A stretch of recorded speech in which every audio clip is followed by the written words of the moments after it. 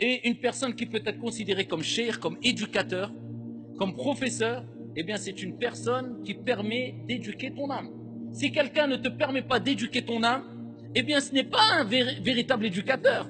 C'est une personne qui te donne des conseils si tu veux quelquefois, c'est une personne qui... Mais un vrai éducateur, c'est quelqu'un qui vise à éduquer ton âme. Vous vous rappelez ce que j'avais dit et qui était essentiel lorsque je parlais de personnes qui, quoi, quand ils répondaient, ils disaient il y a divergence, choisis ce qui t'arrange. Ça, c'est un éducateur.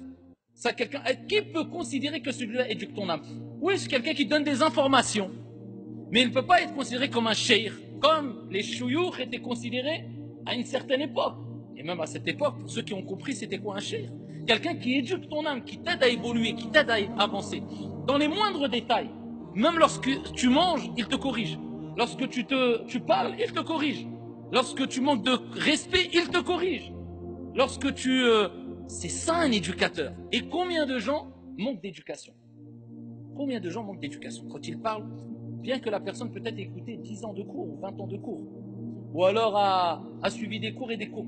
Mais tu vois tout de suite la différence entre quelqu'un qui a fréquenté un éducateur et quelqu'un qui n'a pas fréquenté un éducateur. Tu vois tout de suite la différence, c'est flagrant.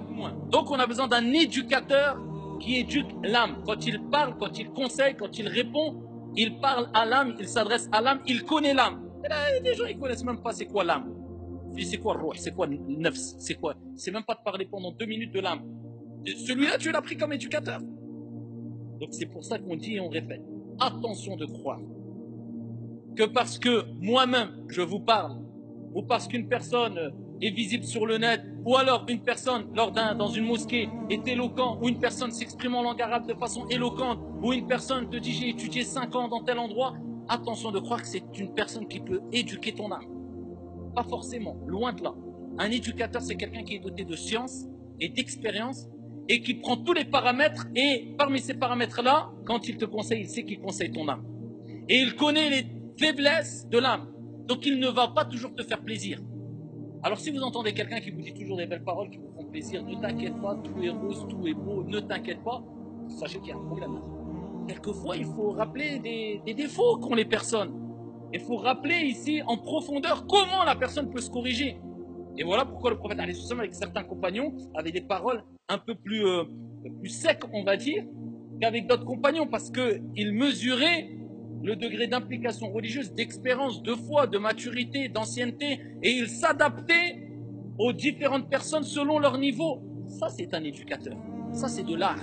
Déjà, tu ne pourras jamais éduquer vraiment dans le fond, des personnes en t'adressant de façon générale.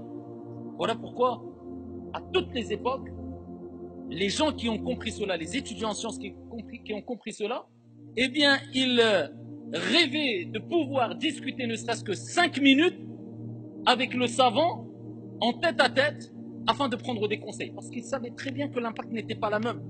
Et je peux vous dire qu'il y a des gens qui ont beaucoup moins de science que d'autres, mais quand tu les vois, tu lui dis, oh là là, celui-là, il y a quelqu'un qui l'a éduqué. Celui-là, il a étudié 20 ans avec Cher. Il faut qu'il reprenne 3-0, je crois. L'éducation de l'âme.